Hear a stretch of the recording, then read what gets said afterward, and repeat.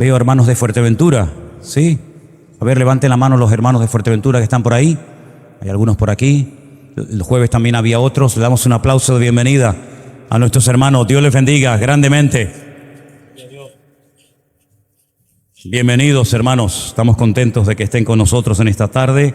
Tenemos también hermanos, me dicen aquí del Puerto de la Cruz, Inés, María, Eduardo, de París, hermanos de París. Ah, hay más todavía. Hermanos de París, tenemos a Katia y Andrés. ¿Quiénes son de París? Ah, mira, los niños venían de París, pero también vienen hermanos de París. Gloria a Dios. ¿Cuándo llegaron, hermanos? Tengo monitores aquí, La semana pasada. La primera vez que están con nosotros aquí. Bienvenidos, Dios les bendiga muchísimo, de verdad.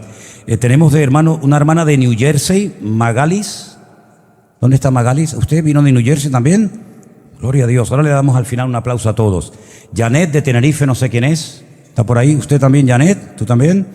Y más gente de dónde? Carolina, Luis y Zoe. ¿Dónde están? Allá atrás. Bueno, a todos ustedes les damos un fuerte aplauso de bienvenida. Dios les bendiga, hermanos, grandemente. Bendiciones. Bueno, gracias al Señor. Amén, hermanos. Saray creo que tenía un anuncio especial. No sé si pasó con los niños a la escuela dominical o está ella por ahí. Nos tenía que dar un anuncio referente a nuestro congreso del próximo año. Ya saben que tenemos el lugar. El lugar va a ser el Escorial, en Madrid.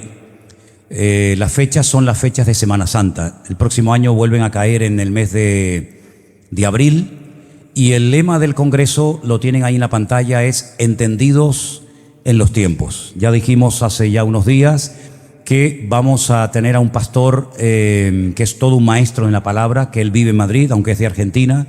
Él va a ser uno de los expositores de la palabra, y también va a venir nuestro hermano Eduardo, que es un pastor en la ciudad de Beersheba, en el sur de Israel. Él va a estar también con nosotros en el congreso. Pero Saray tenía un anuncio referente a este congreso que vamos a hacer el año que viene, que ya sería el cuarto. ¿Sí? Adelante, Saray. Dios les bendiga a todos mis hermanos. Perdón, sí. Yo soy un poquito más bajita. Pues nada, comentarles que ya está todo relativamente organizado ya sobre el papel, como quien dice.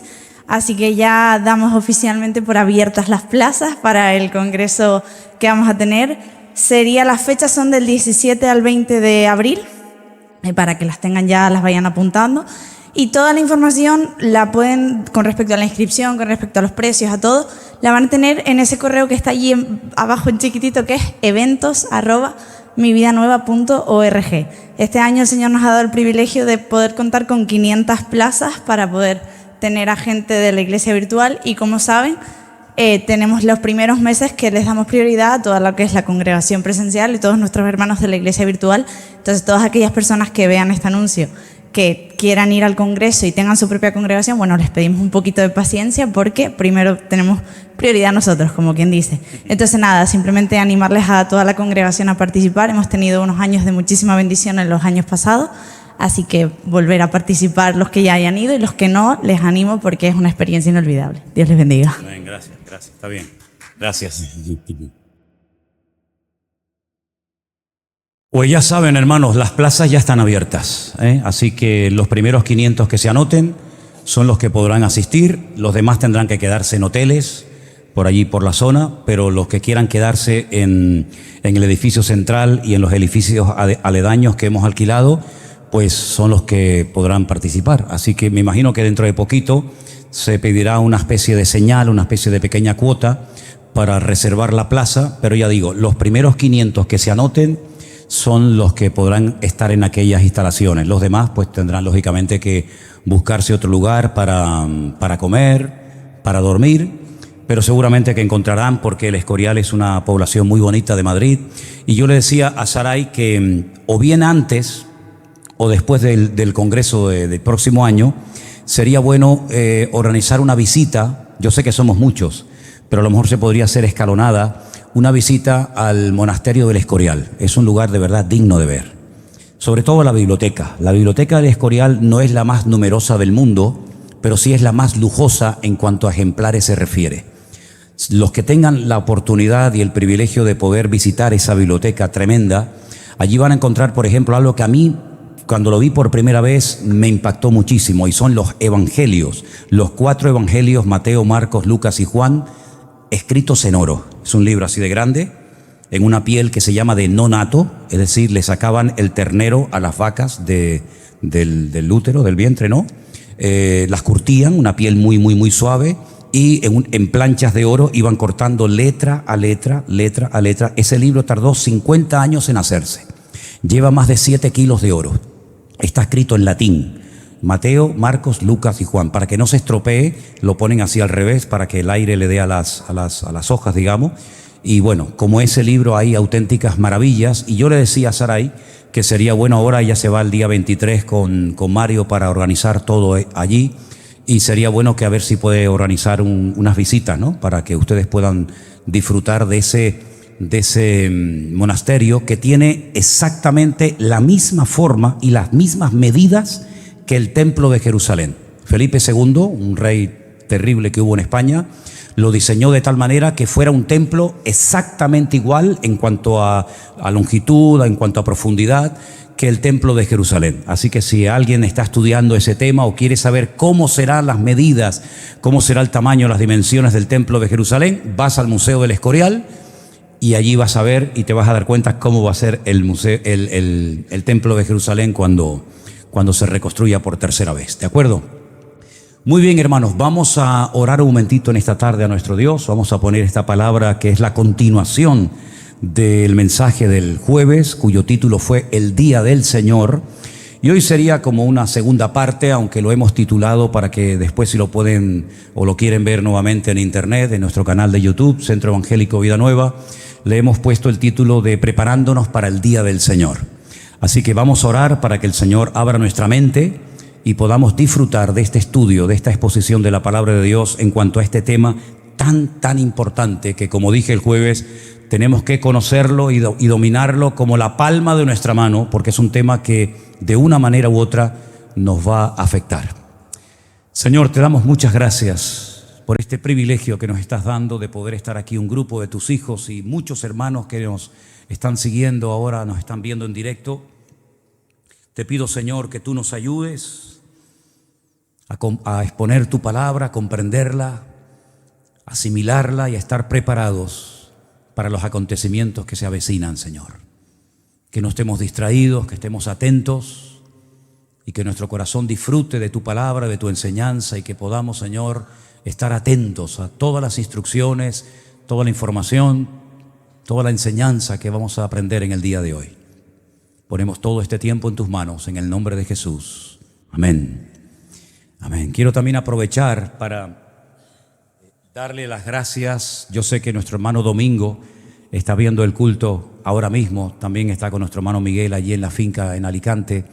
Y quiero agradecer públicamente, como lo hice el otro día con Jorge, por el tremendo esfuerzo y por el trabajo excelente que ha realizado durante más de un mes.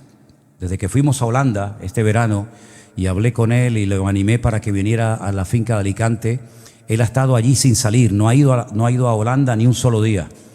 Dejó a su esposa, dejó a sus 2 hijos allí, y él ha sido el que ha hecho unos baños realmente preciosos que muchos de ustedes conocerán y otros probablemente usarán, Dios mediante.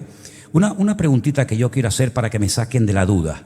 Es una duda que tengo hace algún tiempo, y ya que hoy estamos un buen grupo de hermanos, quiero que por favor me ayuden a salir de esta duda. Ustedes saben que la iglesia tiene un grupo de WhatsApp, ¿sí? Lo que yo pongo en ese grupo, ¿alguien lo ve? ¿Lo veis todos? ¿De verdad? Me quitáis un peso de encima. Porque yo decía, ¿estarán viendo esta gente, estos hermanos, estarán viendo lo que yo les mando? Porque capaz que yo lo mando con toda la ilusión del mundo, fotografías y vídeos, y Jorge grabando por aquí y rompiendo las piedras por allá, y capaz que lo ven 2 o 3 hermanitas, pero lo veis todo, ¿no? Bueno, gracias a Dios. Entonces, ¿lo puedo seguir mandando? Vale, perfecto. Ay, qué peso me quité de encima, Señor. Muchos de ustedes han recibido a la entrada del culto hoy un papelito, no sé, creo que no llegó para todos. Una vez más, me quedé corto, pero muchos de ustedes han recibido un papel con unos datos, con una información que vamos a compartir en esta tarde, pero Permítame hacer una introducción, entre comillas, un poco rara, porque algunos dirán, Manolo se fue del tema. Manolo se le fue la olla y nos está hablando de otro tema que no tiene nada que ver con lo que anunció el otro día del Día del Señor. No se me ha ido la olla. Lo que pasa es que nosotros, a lo largo de nuestra vida, tenemos aquí en la mente fechas. Por ejemplo, ¿quién nos recuerda el día de su nacimiento? Todo el mundo lo recuerda. Incluso a algunos les gusta recibir regalos y felicitaciones y todo eso, ¿verdad? El día del aniversario de boda, ¿quién no se acuerda? El cumpleaños de nuestros hijos. ¿Me explico? El día de que morimos. Ay, no, ese no, todavía no, ese no ha llegado. Pero todos tenemos en la mente fechas, ¿sí o no? Fechas importantes que recordamos, el aniversario, el día que se murió mi papá, el día que salí de mi país para venir aquí. En fin, tenemos todos en nuestra mente fechas. ¿Saben que la Biblia está llena de fechas? La Biblia está llena de fechas perfectamente registradas, con una serie de detalles que a mí me llaman la atención. Es como, si me permiten, como si Dios tuviera una agenda de la humanidad, una agenda de los eventos más trascendentales en la historia de la humanidad. Y algunas de esas fechas las pone la Biblia para que nos demos cuenta de que Dios tiene memoria de lo que pasó ese día o de lo que va a ocurrir en el futuro. Yo he hecho una pequeña lista porque en la Biblia hay miles de ejemplos. Yo he buscado simplemente unos poquitos ejemplos para que ustedes vean cómo el Señor hay fechas que destaca de una manera especial. Por ejemplo, en Génesis capítulo 7, los versículos 10 y 11, y tenemos aquí a nuestra hermana Vanessa que hoy nos va a estar ayudando con estos versículos. Presten atención a esta información. Adelante. Sucedió que al séptimo día las aguas del diluvio vinieron sobre la tierra, el año 600 de la vida de Noé, en el mes segundo, a los 17 días del mes. Aquel día fueron rotas todas las fuentes del grande abismo y las cataratas de los cielos fueron abiertas. Fíjense qué dato nos da la Biblia. Sabemos cuándo comenzó el diluvio. Empezó cuando Noé tenía 600 años de edad, en el mes segundo, a los 17 días del mes. Ahí empezó el diluvio. Una fecha perfectamente registrada en la palabra de Dios para que nadie diga, bueno, ¿y esto cuándo empezó? ¿O cuándo fue? Ahí está la fecha. Génesis 7, versículos 10 y 11. Pero fíjense qué datos tan interesantes nos da la Biblia en cuanto a un personaje que conocemos todos que se llama Isaac. Y déjenme que les diga algo. En todos los versículos que se van a estar leyendo en esta tarde va a aparecer siempre la misma palabra. Después se la voy a poner para que ustedes la aprendan. Génesis 17, 21, por favor. Mas yo estableceré mi pacto con Isaac, el que Sara te dará a luz por este tiempo el año que viene. Por este tiempo, aproximadamente ahora que estoy hablando contigo, el año que viene, tú vas a tener en tus brazos a un hijo que le vas a poner por nombre Isaac. Abraham no entró en una nebulosa diciendo, bueno, ¿y cuándo nacerá? ¿En qué época? ¿En verano? ¿En invierno? ¿En primavera? No. Por esta misma fecha, el próximo año. Y vemos que se cumplió la promesa del Señor. Génesis 18, 14. ¿Hay para Dios alguna cosa difícil? Al tiempo señalado volveré a ti, y según el tiempo de la vida, Sara tendrá un hijo. Al tiempo señalado. ¿Quién señaló ese tiempo? ¿Quién decidió que Isaac naciera el próximo año, aproximadamente en la fecha en la que Dios le está hablando al patriarca Abraham? Dios lo diseñó. Dios estableció que en el calendario divino habría una fecha en la que este muchacho tan especial, Isaac, nacería. Génesis 21, 2. Y Sara concibió y dio a Abraham un hijo en su vejez, en el tiempo que Dios le había dicho. En el tiempo que Dios le había dicho, ni un día antes ni un día después. ¿Se dan cuenta cómo Dios controla el tiempo? Cómo Dios dice, ahora el diluvio. En esta época nacerá tu hijo Isaac. Y él tiene el control de los meses, de los días, de las semanas, de los años. No se le escapa nada de las manos, no improvisa nada, sino que, repito, en esa agenda divina, en esa agenda celestial, todo está perfectamente registrado. Fíjense qué dato tan interesante nos da acerca del pueblo de Israel cuando salió de Egipto. Éxodo capítulo 13, versos 3 y 4. Y Moisés dijo al pueblo: Tened memoria de este día en el cual habéis salido de Egipto, de la casa de servidumbre, pues el Señor os ha sacado de aquí con mano fuerte. Por tanto, no comeréis leudado. Vosotros salís en el mes de Abib. En el mes de Abib. Abib significa primavera, de ahí viene la palabra Tel Abib, aunque aquí está con B, pero realmente es con V.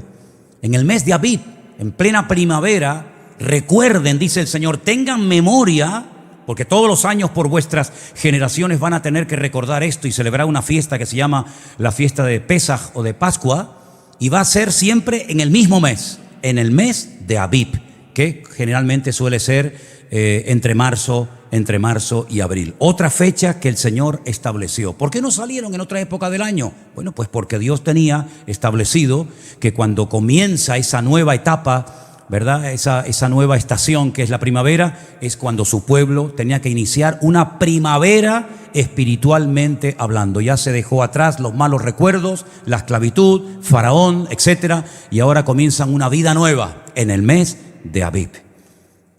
Pero hay una fecha fatídica en el calendario del pueblo de Israel que se encuentra en Jeremías, capítulo 39, versículos 1 y 2, que tiene que ver con la ciudad de Jerusalén. Presten atención, por favor. En el 9º año de Sedequías, rey de Judá, en el mes 10º, vino Nabucodonosor, rey de Babilonia, con todo su ejército contra Jerusalén, y la sitiaron.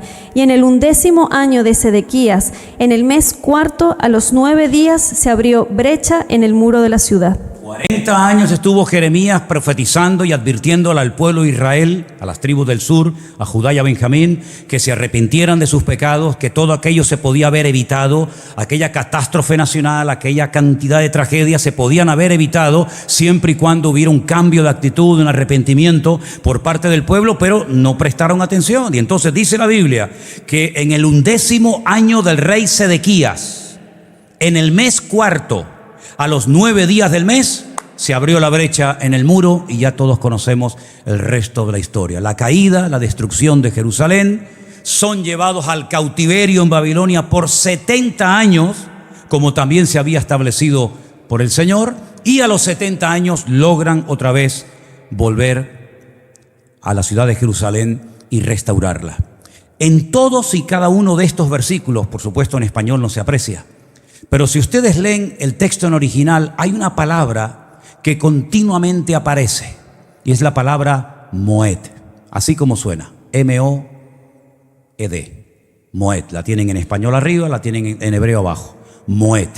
¿De dónde viene esa palabra? ¿Cuál es la primera? ¿Dónde es la primera vez que aparece esa palabra y en relación a qué?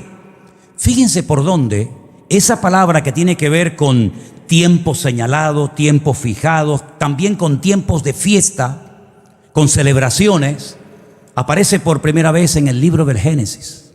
Curiosamente, en el capítulo 1, el verso 14, y dice así: Dijo luego Dios: haya lumbreras en la expansión de los cielos para separar el día de la noche, y sirvan de señales para las estaciones, para días y años. Yo voy a poner en el cielo lumbreras, la lumbrera mayor para alumbrar durante el día, el sol, la lumbrera menor para alumbrar durante la noche, la luna. En otras palabras, pondré esos astros, pondré esas estrellas, pondré satélites, y van a servir como Moed, como Moadim, como dice el texto original, Leotot Moadim, como señales para que a través de los tiempos ustedes puedan saber en qué época del año se encuentran. El Señor Jesucristo, por ejemplo, dijo: cuando ustedes se acerquen a una higuera y ven que la rama está tierna, no se parte, no se quiebra, y han brotado las hojas, eso quiere decir que el verano está cerca. En otras palabras, ustedes pueden saber en qué época del año se encuentran, sabiendo interpretar las señales que yo he puesto delante de vuestras narices. De ahí que el apóstol Pablo le diga a los romanos en el capítulo 1 que las cosas invisibles de Dios, de su esencia, de su persona, como su deidad y su eterno poder, se hacen claramente visibles por medio de la creación de Dios. Fijaros, por ejemplo, que Los magos de Oriente fueron capaces de llegar hasta la misma localidad, hasta el mismo pueblo donde había nacido el Mesías, Belén de Judea, porque fueron guiados por un moed. Fueron guiados por una señal que ellos supieron interpretar correctamente y llegaron al sitio exacto donde había nacido el Mesías. Y ellos le dijeron al rey Herodes: venimos a adorar al rey de los judíos porque su estrella hemos visto en el oriente. Hemos visto una señal que a nosotros nos ha indicado, nos ha mostrado que ha llegado el tiempo de venir a postrarnos y honrar al rey de los judíos. Es interesante todo esto, ¿verdad? Así es que vemos que Dios ha puesto señales en el cielo, en el sol, en la luna, en las estrellas, que lamentablemente los astrólogos han malinterpretado para la perversión de la realidad de lo que Dios ha hecho para nosotros, pero que nosotros con la palabra de Dios y con la información correcta tenemos que saber qué es lo que está sucediendo. Porque hay lugares donde ya no llueve y lugares donde llueve torrencialmente. Porque hay lugares donde antes no nevaba y no hacía frío y ahora hace un frío terrible. Y lugares donde antes hacía calor, pues ahora ha cambiado el clima completamente. Todo eso es producto de la casualidad. ¿Es que Dios ha perdido el control? ¿Es que Dios ya no sabe lo que tiene que hacer? Todos son las señales de los últimos tiempos. Señales que nos indican que viene un día perfectamente señalado, agendado en la agenda de Dios, que se llama, o lo conocemos con el nombre de el día de Jehová o el día del Señor. Yo di el día jueves muchas características acerca de cómo va a ser ese día. Simplemente se las repaso. Creo que tengo por aquí las anotaciones del día jueves: tiempo de angustia, de aprieto, de alboroto, de entremecimiento, de sombra, de guerra, donde muchas naciones se reunirán para ser destruidas. Después dice curiosamente que ese día no habrá ni luz clara ni oscura, no será de día ni de noche, solamente lo conocerá el Señor. Nos habla acerca de que habrá guerras tremendas. Nos habla acerca de que naciones atacarán por el norte, otras por el sur. ¿Quién muere? ¿Cuántos mueren? ¿Cuánto tiempo tardan en enterrarlo? Es decir, el que no se entere de todo esto es porque no quiere. Porque la información está al alcance de todos y cada uno de nosotros. El día del Señor, como esos apuntes que yo les he dado al principio cuando comenzó el culto, es el día que se refiere a un tiempo futuro de juicio y de restauración en el que Dios intervendrá de manera decisiva en la historia de la humanidad. En el que Dios dirá: basta, se acabó. Entramos en una nueva etapa. Y será una etapa de juicio, será una etapa de sacudida de las naciones y será una etapa en la que Dios va a ser conocido por su ira. Ahora, así como nos ha sorprendido el amor de Dios y la misericordia de Dios a lo largo de los tiempos, por ejemplo, la expresión máxima del amor de Dios, sin lugar a dudas, fue enviar a su Hijo unigénito al mundo para que muriera por nosotros en una cruz, ¿sí o no? Y decimos: Señor, es que tu amor es infinito, tu amor es maravilloso, y nos hemos quedado todos perplejos y con la boca abierta y hemos entendido, y nos cambió la vida entender y conocer y experimentar, ¿verdad?, el amor de Dios.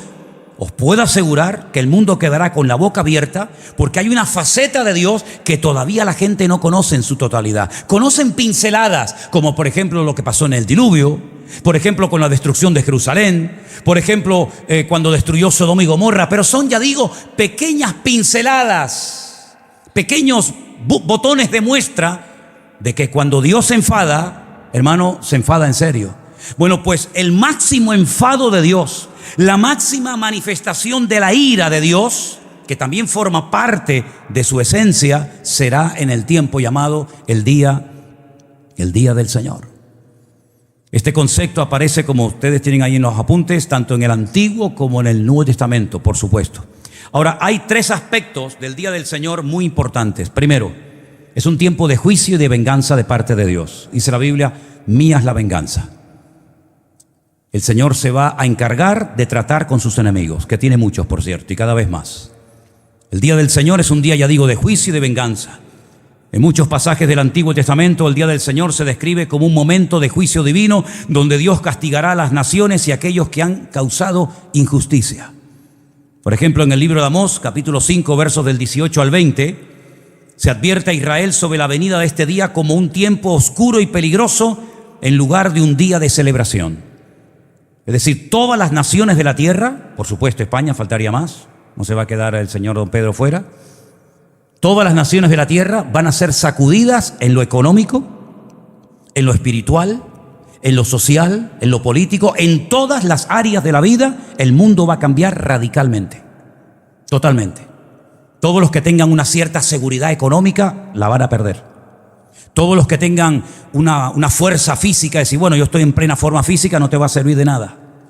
En otras palabras, es como si nos metieran en otro mundo, en otra dimensión, en otro planeta, donde ahora no va a estar la misericordia, el amor de Dios, sino la ira y el trato de Dios con todas las naciones de la tierra.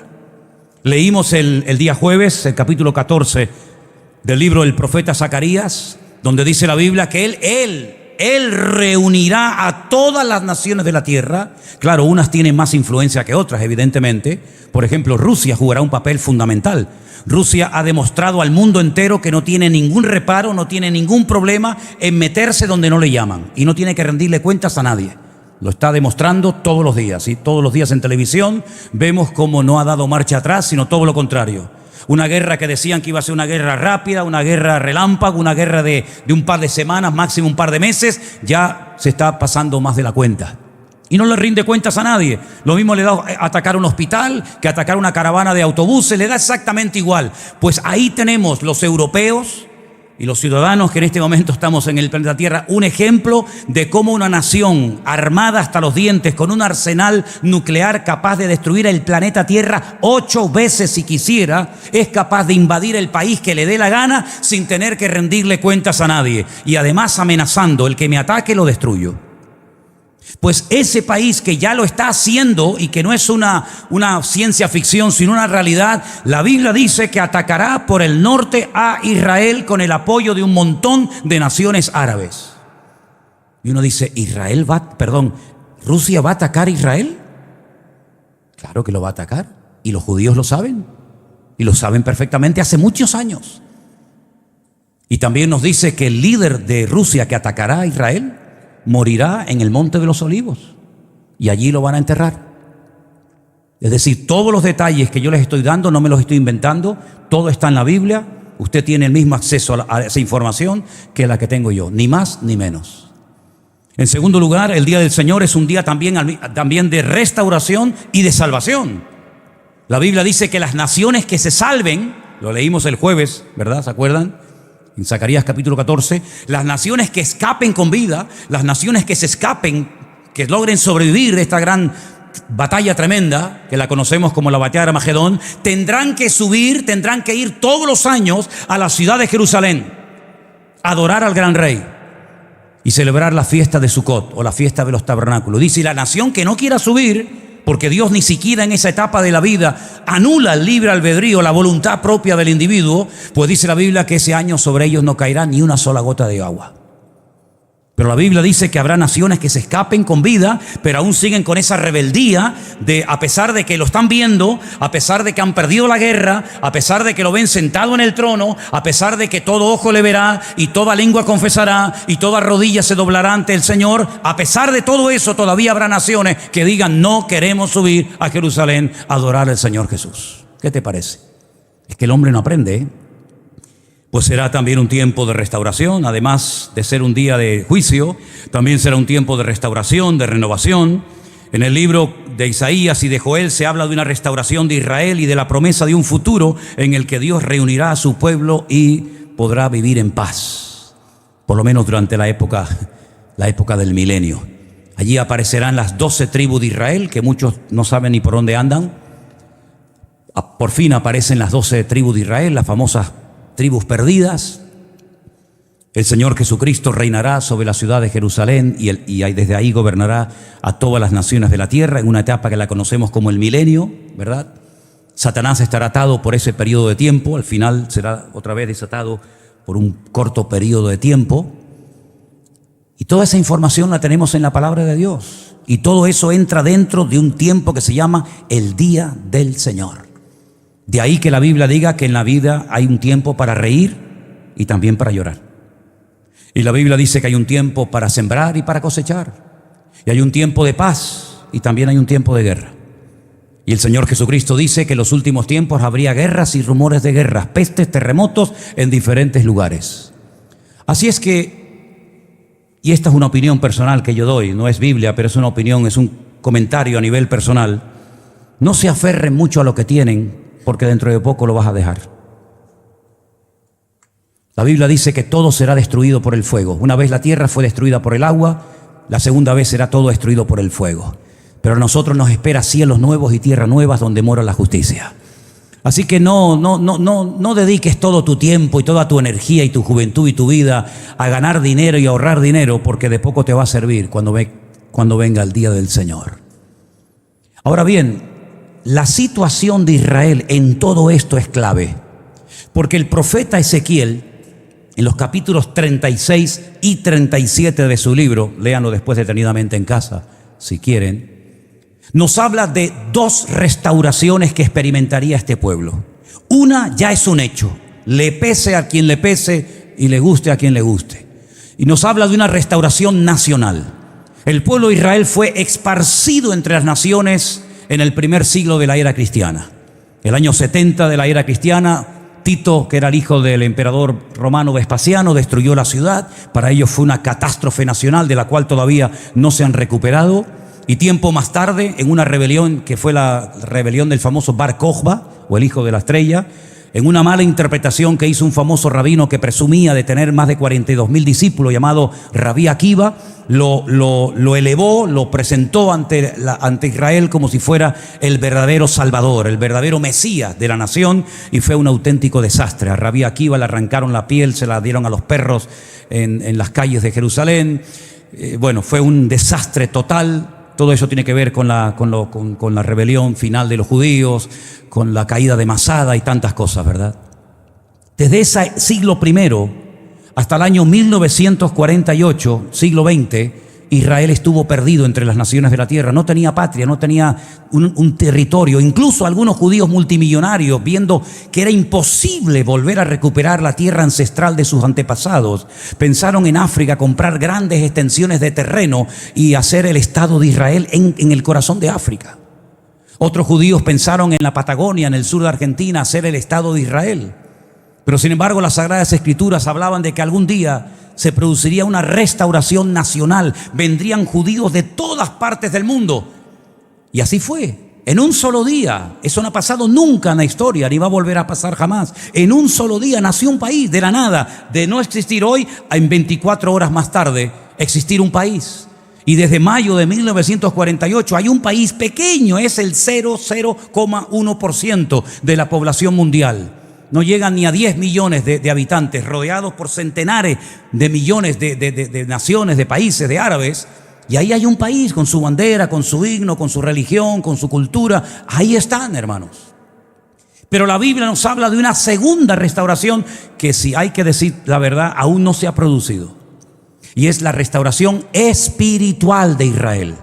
Israel está roto en estos momentos. Israel está peor que nunca. Está pasando una etapa tremendamente difícil, no solamente por los 7 frentes abiertos que tiene, que le atacan por todas partes, sino por una guerra interior, familias contra familias, partidos contra partidos. Es un país que está dividido internamente. Hoy había una manifestación de más de 750,000 judíos por las calles de la ciudad famosa de Tel Aviv, ¿verdad? Protestando. La gente está dolorida, rota, han perdido nietos, sobrinos, primos, familias enteras, gente que ha desaparecido.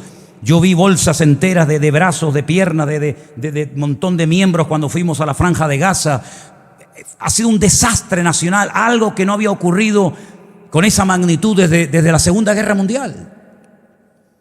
Pero la descomposición de Israel, espiritualmente hablando, va a llegar a un nivel, va a llegar a un punto terrible. Y hay un versículo en el libro del Apocalipsis que a veces se lee así rápidamente, pero la gente no es consciente de lo que nos está mostrando el Señor ahí. Hasta qué punto espiritualmente Israel se va a descomponer y va a necesitar urgente ayuda, y por supuesto del Señor. Ese versículo se encuentra en el libro del Apocalipsis. Nuestra hermana Vanessa nos lo va a leer. cadáveres estarán en la plaza de la grande ciudad que en sentido espiritual se llama Sodoma y Egipto, donde también nuestro Señor fue crucificado. Hermano, fíjense, déjame el versículo ahí puesto en la pantalla. Fíjense qué interesante. Él habla de que van a morir una serie de predicadores. La Biblia lo llama los 2 testigos o los 2 olivos, que durante 3 años y medio van a estar predicando en las calles de Israel. Y miles de judíos se van a convertir. Y van a reconocer que el Señor Jesús era el verdadero Mesías y no otros tantos que vinieron antes o después de él. Al final de los 3 años y medio, estos 2 predicadores van a morir. Y dice la Biblia que no los entierran. Eso es lo peor que se puede hacer en esa cultura en Oriente Medio, no darle sepultura.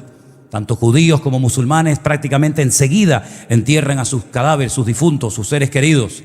Pero dice la Biblia que sus cadáveres estarán en la gran ciudad expuestos, no los van a enterrar. Dice la Biblia que harán intercambios de regalos. Hoy, por ejemplo, vino un camionero desde Jordania, cruzó el puente Ayembi. Hemos estado muchísimas veces por allí. Cruzó el puente Ayembi, aparcó su camión, salió, cargó su metralleta y empezó a dar una ráfaga de tiros y cayeron 3 judíos en el acto. Por supuesto, él también cayó allí. En ese momento, en Jordania, comenzaron a salir por las calles repartiendo golosinas y dulces para celebrar la muerte de 3 judíos. Y dice la Biblia que cuando maten a estos 2 testigos, la gente saldrá por las calles a dar regalos, a intercambiarse regalos, probablemente dulces, golosinas. Pero es que eso ya lo estamos viendo hoy en día, es normal, así es como se hace. Se celebra la derrota del enemigo. Y entonces dice que estarán en la plaza de la grande ciudad. Y uno dice, bueno, ¿la grande ciudad? ¿A qué ciudad se refiere? Dice, en el sentido espiritual, no en lo físico, sino en el sentido espiritual, esa ciudad se va a parecer a Sodoma y a Egipto. Y claro, es interesante notar lo que pasó en Egipto y lo que pasó en Sodoma. Porque dice que el aspecto espiritual, el ambiente espiritual de esa ciudad donde los van a matar, se va a parecer mucho a Sodoma y a Egipto. Y por si alguien tiene todavía dudas y dice, ¿pero qué ciudad es esa? Dice, es la ciudad donde crucificaron al Señor Jesucristo. ¿Y dónde crucificaron al Señor Jesucristo, hermano? En la ciudad de Jerusalén. Luego la ciudad de Jerusalén va a entrar en una descomposición moral y espiritual sin precedente, hasta el punto que en el Apocalipsis se le compara a Sodoma y a Egipto. Y eso es algo que va a ocurrir en los últimos tiempos, en la etapa que la conocemos como el día del Señor. El tercer punto referente al día del Señor, el primero era juicio y venganza, el segundo era un tiempo de restauración y salvación, el tercero es un cumplimiento escatológico. En el Nuevo Testamento el día del Señor se asocia frecuentemente con la segunda venida de Cristo y el fin de los tiempos. En Primera de Tesalonicenses, léanos después detenidamente, capítulo 5, versículos 2 y 3. El apóstol Pablo escribe sobre la certeza de que el día del Señor vendrá como ladrón en la noche, implicando que será algo inesperado y sorprendente. En resumen, el día del Señor es un concepto complejo que abarca tanto juicios divinos como esperanza de redención. En otras palabras, queridos hermanos, nosotros no vivimos la época de Moisés cuando salió con el pueblo de Israel de Egipto. Conocemos la historia, pero no la vivimos en carne propia. Nosotros no estuvimos ni siquiera en la etapa cuando el Señor Jesucristo se paseaba por las calles de Israel, sanando a los enfermos, predicando mensajes y dando enseñanzas extraordinarias. Él llegó a decirle a sus discípulos cosas que reyes y profetas desearon ver y oír y no lo vieron, pero ustedes considérense privilegiados, bienaventurados, porque me estáis conociendo a mí personalmente, pero nosotros hemos creído en un Cristo que no hemos visto, que no hemos tocado. Sí, nos ha cambiado la vida, pero no nacimos en esa época de la historia. No sé si nosotros, si hubiéramos nacido en el siglo I, nos hubiéramos convertido al Señor. No lo sé. Pero vivimos en otra época de la historia, aparentemente muy lejos de aquellos acontecimientos, pero si te paras a pensar, no tan lejos. Porque para el Señor un día es como si fueran 1000 años, y 1000 años como si fueran un día. A nosotros nos parecen lejos esos acontecimientos, ¿verdad? Y hablamos como cosas, como aguas que pasaron. Pero sí tenemos que estar preparados para lo que llamamos el día del Señor. Es decir, la manifestación de la ira de Dios sobre todas las naciones de la tierra. Ahora, la Biblia nos da una promesa a nosotros, porque nosotros, aparte de cristianos, somos miembros o vivimos en un país. En esta ocasión estamos aquí, pero hay hermanos que nos ven y nos siguen de montones de naciones de la tierra. La Biblia dice que los que hemos guardado su palabra, los que nos hemos mantenido fiel, apegados a su palabra, y no hemos deshonrado su nombre, sino que hemos dado testimonio y nos hemos mantenido firmes en los caminos del Señor, el Señor nos librará de la hora de prueba que ha de venir sobre todas las naciones de la tierra. ¿Cuántos dicen amén? En otras palabras, vamos a ver cómo Europa va a ir en declive total, hermano, y lo estamos viendo. Hermanos que nos están visitando de Bélgica en esta tarde, eso se parece más hoy en día a Siria, a Pakistán o a Irán que a un país europeo. Hemos estado recientemente caminando por las calles de Holanda, en Bélgica, en Francia. Y hermanos, es impresionante. Tenemos en Europa en este momento más de 70 millones de musulmanes, donde hay centenares, miles de mezquitas por todas partes, y donde sabemos que nosotros somos enemigos del Islam, porque nosotros no aceptamos el Corán como palabra de Dios. Nosotros no aceptamos a Mahoma como verdadero profeta. Para nosotros el camino, la verdad y la vida, y el único nombre que reconoce el Señor es el nombre del Señor Jesucristo, el Rey de Reyes y Señor de los Señores. Ningún otro más. No hay otro nombre bajo el cielo dado a los hombres a través del cual podamos ser salvos. No es que Jesús es uno más en una lista enorme, no, es el único y sabio Dios, el Verbo hecho carne, el admirable, el Alfa y la Omega, el Príncipe de paz, y el que ha prometido estar con nosotros todos los días hasta el fin del mundo. La mejor manera de prepararse para el día del Señor es saber, tener la información acerca de lo que es y no es el día del Señor.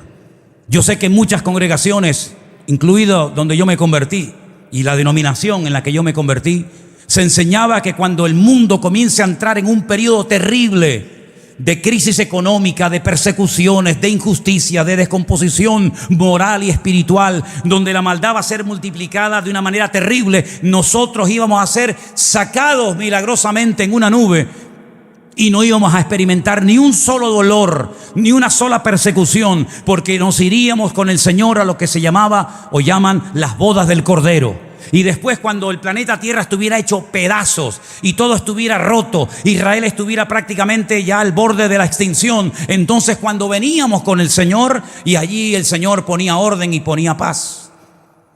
Eso es lo que se ha enseñado muchas veces desde muchos púlpitos. Y probablemente algunos que estén aquí o escuchando o viendo este culto en directo dirán, bueno, eso es lo que yo he creído durante toda su vida. Pues permítame decirle que a la luz de la palabra de Dios, la palabra del Señor nos dice que todo el que quiera vivir piadosamente, de alguna manera u otra, sufrirá persecución. El Señor Jesucristo le advirtió a sus discípulos que se prepararan y que huyeran cuando tuvieran que huir, porque hay momentos para quedarse y hay momentos para huir. Hay momentos, como vemos en la Biblia, para bajar a Egipto y otros momentos para salir de Egipto. Y hay momentos en los que Pablo se le permitía huir montado en una canasta que lo descolgaban por el muro y salía corriendo para salvar su vida. Y había otros momentos que decía, yo de aquí no me voy y no solamente estoy dispuesto a sufrir, sino a morir por la causa del Evangelio. Así que Dios nos tiene que dar el suficiente discernimiento espiritual para entender que nosotros los cristianos no estamos exentos de problemas. No estamos exentos de crisis familiares, económicas, espirituales o de la índole que sea. Y tarde o temprano, como dije el otro día y me reitero en el día de hoy, Dios llegará el momento que diga, basta, basta, se acabó. Ya se han burlado lo suficiente de Dios, ¿no les parece? Dios está al punto de decir, se acabó. Y así como le dijo a Noé, entra, ya has hablado suficiente. Y no te han querido escuchar. Y dice la Biblia que Jehová Dios cerró la puerta del arca. Y la Escritura dice que puerta que Dios cierra, nadie la puede abrir. Y puerta que Dios abre, nadie la puede cerrar. Antes de cerrar la puerta del arca, el Señor le dijo a Noé, prepárate tú y tu familia y predica y dile al mundo lo que viene. Y dice la Biblia en Mateo capítulo 24 que no entendieron hasta el día que vino el diluvio. Es decir, si analizamos esto, minutos antes de que cayera el diluvio y se abrieran las cataratas del cielo, la gente estaba llevando una vida totalmente normal desde el punto de vista de ellos. Comían, bebían, viajaban, se casaban. Dice, y no entendieron hasta el día que vino el diluvio. Es decir, una ceguera espiritual tan grande, tan terrible, que fue demasiado tarde cuando se dieron cuenta. ¿Y qué me dicen ustedes de Sodoma y Gomorra?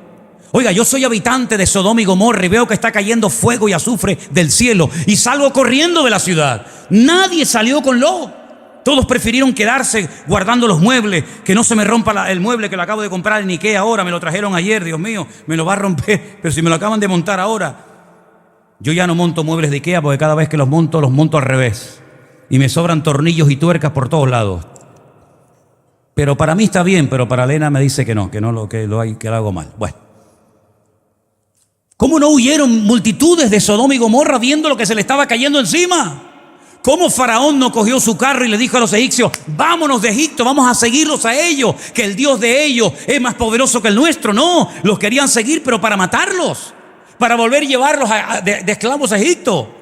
Y estamos viviendo en una época donde tú sales a las calles y mañana le dices a tus colegas en el colegio o en el trabajo, oye, mira, que Cristo viene el día del Señor, esto se va al garete, el mundo va a entrar en un bucle, esto va a ser terrible. Y dice, este hombre se volvió loco. ¿En qué secta te metiste, muchacho? ¿Qué te están haciendo allí? Exactamente igual que pasó a lo largo de la historia con los discípulos, con Noé y con todos los grandes personajes bíblicos. Pero nosotros tenemos que partir de la base de que en este mundo estamos de paso y tú estás aquí para cumplir un propósito. Y ahora quiero ponerme muy serio con todo esto, muy serio.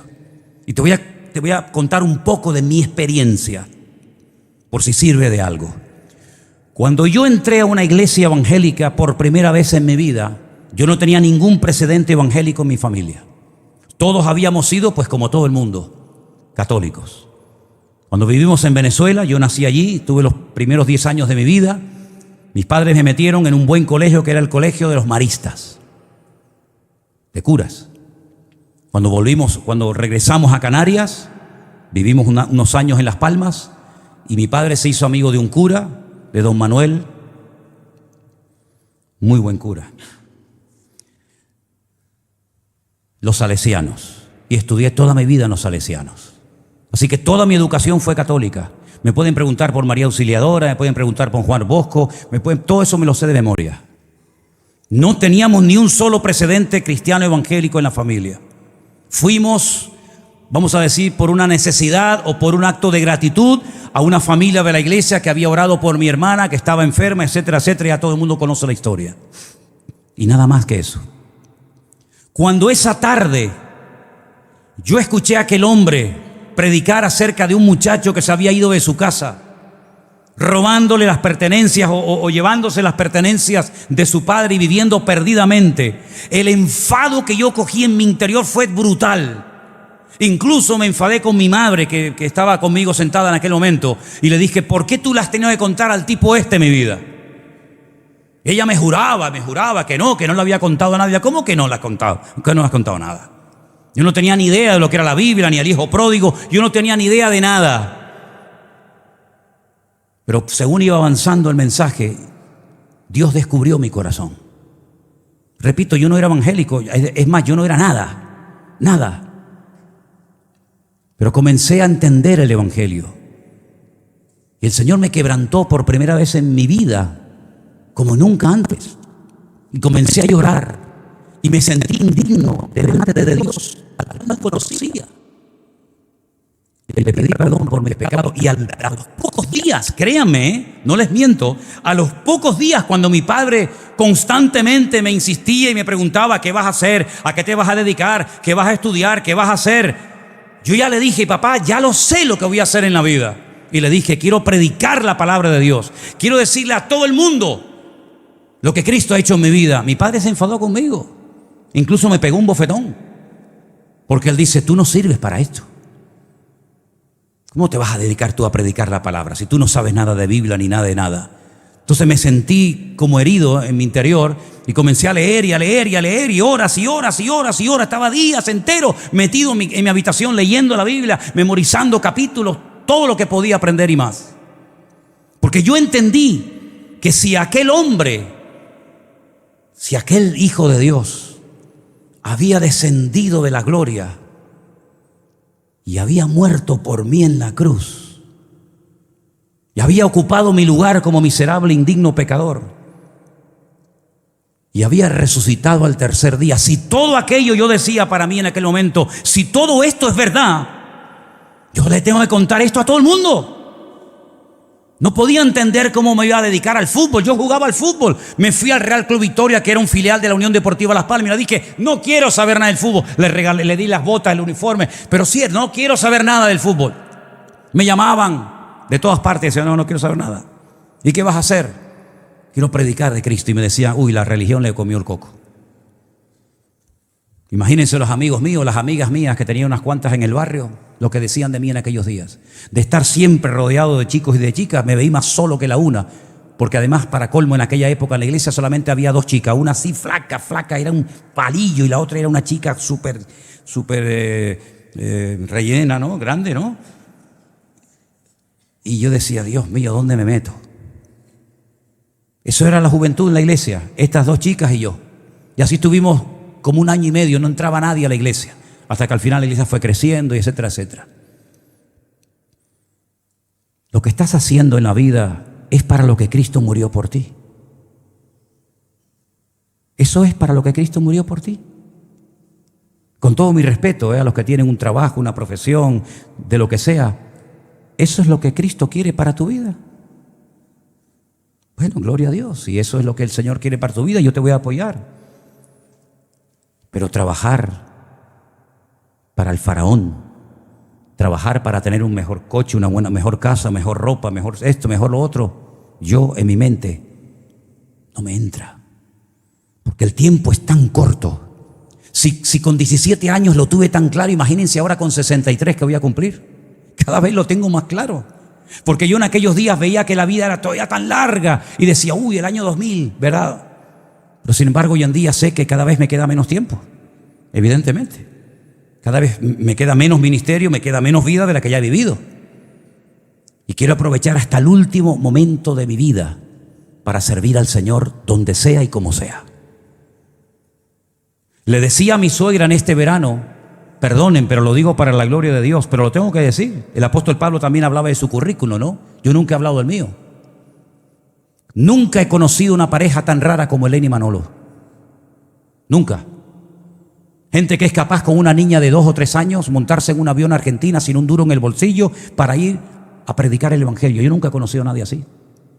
Yo nunca he conocido a nadie que esté dispuesto a ir a una finca en un pueblo perdido en la provincia de Burgos, Medina de Pomar, para ir a ayudar a drogadictos que venían y recibirlos en la casa donde vivíamos y tener allá 15 o 20 drogadictos y dormir con ellos y darles clases en aquella época de Daniel Apocalipsis. Nunca he conocido yo gente así, nunca.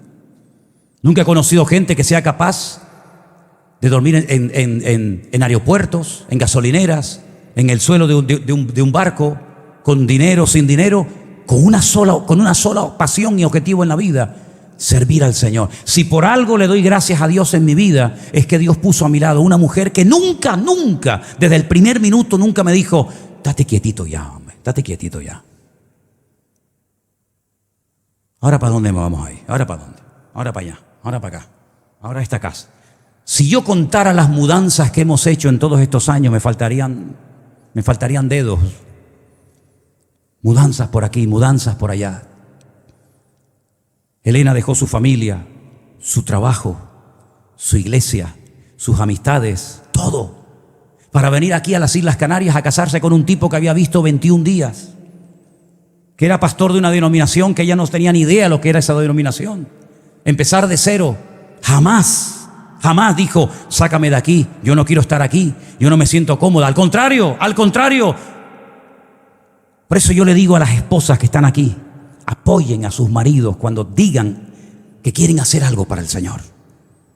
¿O qué lo quieres ver en la barra de un bar? Como los otros amigotes que tiene.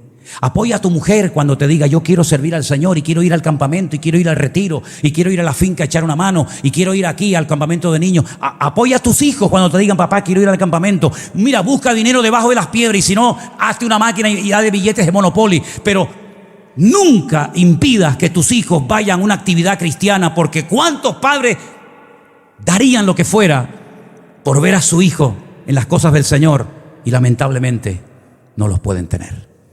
Apoyemos las cosas de Dios. Si tenemos que dejar algo por el Señor, déjalo. ¿Qué problema hay?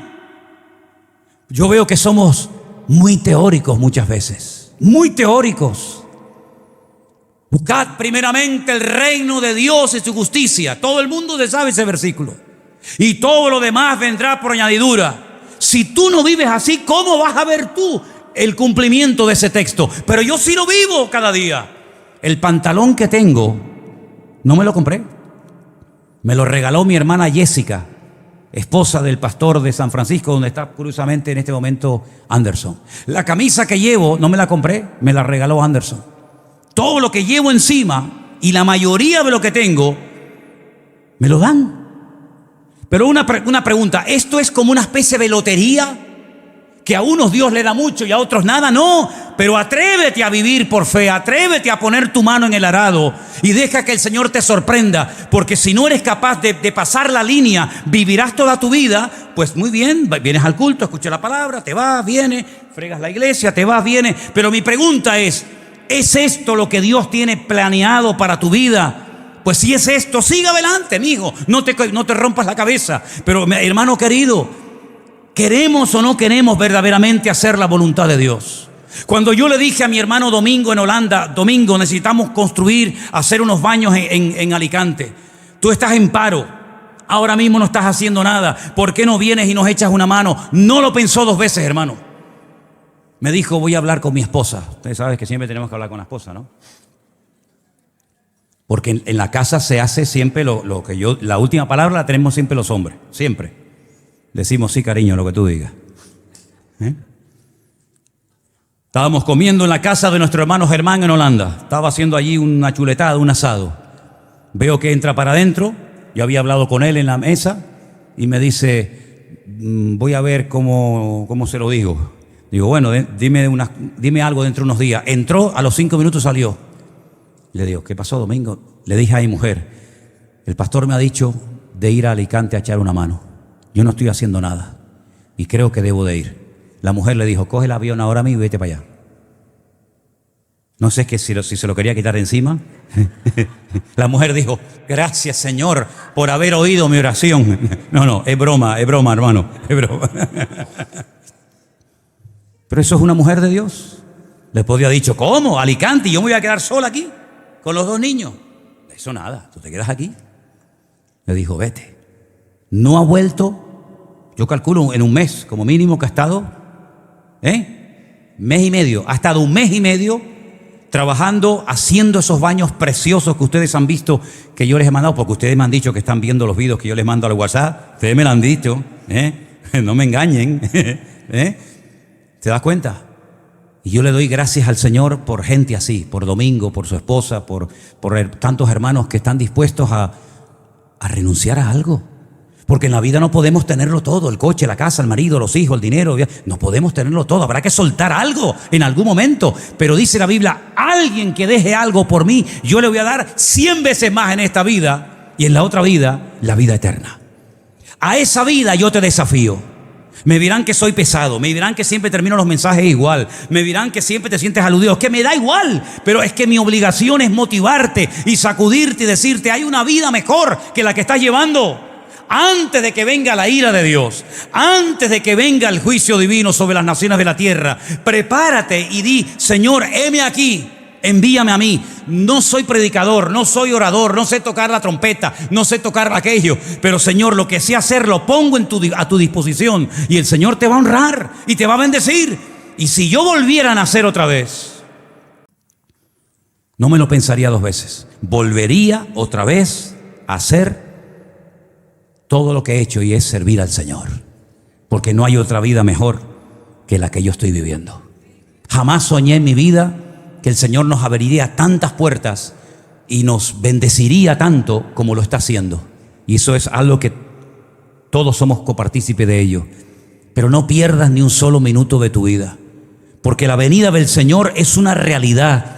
Hermano, estamos viendo la apretura de Israel, estamos viendo cómo las cosas están cambiando, estamos viendo cosas tremendas y cada vez vamos a ver más y más y más y más presión. Pero como nosotros lo sabemos, no tenemos que perder la estabilidad emocional, no tenemos que estar preocupados, asustados, nerviosos, tristes, sino tenemos que decir: Señor, se acerca tu venida y antes de que sea demasiado tarde, yo quiero hacer algo por ti, por tu obra. ¿Cuántos dicen amén? Hoy le mandé un mensaje a nuestro hermano Rubén. Seguramente a lo mejor nos estará viendo en este momento. Un hermano que estuvo trabajando hoy todo el día. Cogió el avión, se fue para Alicante, llegará tarde a la noche, para estar lunes, martes y miércoles trabajando en la finca. Allí también ayudando a Domingo haciendo los baños y otras cuestiones. Coge el avión el miércoles y se va otra vez a Barcelona. Estar de camarero, de cocinero o donde esté, con una mujer con una necesidad muy grande en su organismo, que todos sabemos quién es, con 2 hijas. Y yo digo: Dios mío, qué ejemplo tan grande. Cómo tú tienes personas que aman tu obra, pero hermano, no me digas que amas la obra y luego te me echas para atrás. No amemos de palabra, amemos de verdad. Amar la obra significa sacrificarnos por la obra. Y si hay que meterse la mano en el bolsillo, nos metemos la mano en el bolsillo. Y si hay que llenarnos las manos de callos, no pasa nada. Pero antes de que venga el día del Señor, hagan algo, hermanos, hagan algo. Sirvan al Señor con algo. Muchos de ustedes son mucho más jóvenes que yo. Aprovecha tu juventud para servir al Señor. Mi padre siempre me decía, fíjate, él fue el que me llevó a la iglesia, y mi padre siempre me decía: pero si sirves al Señor, ¿de qué vas a vivir, Manolo? Estudia algo, saca una carrera, saca un oficio. Por si te falla la obra, me decía siempre así, por si te falla la obra, puedes volver a tu profesión. Y yo le decía: pero papá, ¿pero cómo me va a fallar Dios? ¿Cómo me va a fallar la obra? Me puede fallar el empresario, me pueden echar de la obra, me pueden echar del trabajo, pero en la obra del Señor nunca faltará trabajo, al contrario. Y el pobre no lo entendía, no lo entendía. Pero yo lo tenía claro. Si el Señor ha puesto una carga en tu corazón de hacer algo, no dejes que nadie te eche un jarro de agua fría encima. Que eso sirva para ser un revulsivo en tu vida y para decir: ahora entiendo que tú me estás llamando a hacer esto. No busques aplausos y no busques que todo el mundo diga: ay, qué bien, qué bonito, te felicito.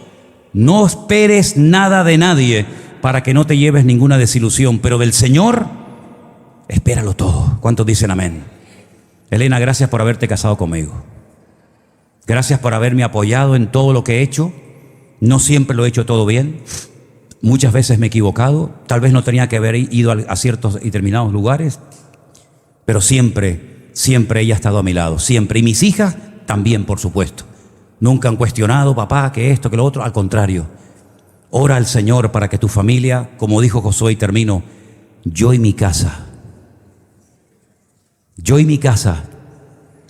serviremos al Señor. Que no sea un versículo ahí en la nevera, que no sea un versículo ahí en la cocina, sino sea un lema: en esta casa, mientras yo esté aquí, y sea la cabeza y el sacerdote de este hogar, yo y mi casa serviremos al Señor. Amén, hermanos. Lot salió a donde el Señor le dijo. La mujer dijo: bueno, ven, vamos. Doña Lot salió, pero a espaldas de este miró para atrás. ¿Qué quiso mirar la mujer de Lot, hermanas? Ustedes que son así muy listas, ¿qué habrá querido mirar la mujer de Lot? Los muebles de Ikea recién comprados, o de Conforama. Ay, que me acabo de comprar colchón nuevo, me acabo de comprar ese que se levanta así y que guardo todo debajo, y no me puedo llevar nada. Y dice la Biblia que se quedó convertida en una estatua de sal. ¿Tú sabes lo horrible que es estar casado con una estatua de sal? Tú imagínate que yo me acerco una noche a Elena y hago así. Mira que me gusta a mí la sal, A mí me encanta la sal, yo me la como a puñados si pudiera. Pero casado con una estatua de sal, mi hijo. Eso es muy desagradable. Además, la llevas a la playa y se te derrite. La llevas a la... Llueve. Ay, ¿dónde se me fue mi mujer? Se me fue. No seamos como la mujer de ninguno de nosotros. Amén, hermanos. Me han entendido, ¿verdad? Al buen entendedor. Y si alguien dice, yo me he sentido muy aludido en la predicación, ¿sabes lo que te digo? Gracias, Señor, porque me has usado. Porque eso es lo que yo quería. Que te sintieras aludido y que digas, Señor, ¿cómo es posible que yo por un trabajo, por una casa, por una cama, por un coche, sea capaz de mirar a otro lado, Señor? Que el Señor encuentre en esta tarde hombres y mujeres aquí que estén dispuestos a poner su mano en el arado y decir, Señor, a donde haga falta, allí estaré yo. Amén. Cierra tus ojos y oramos a nuestro Dios. Aleluya. Piensa, medita, reflexiona en lo que has oído. Todavía estamos a tiempo, el día del Señor aún no ha venido, pero va a venir.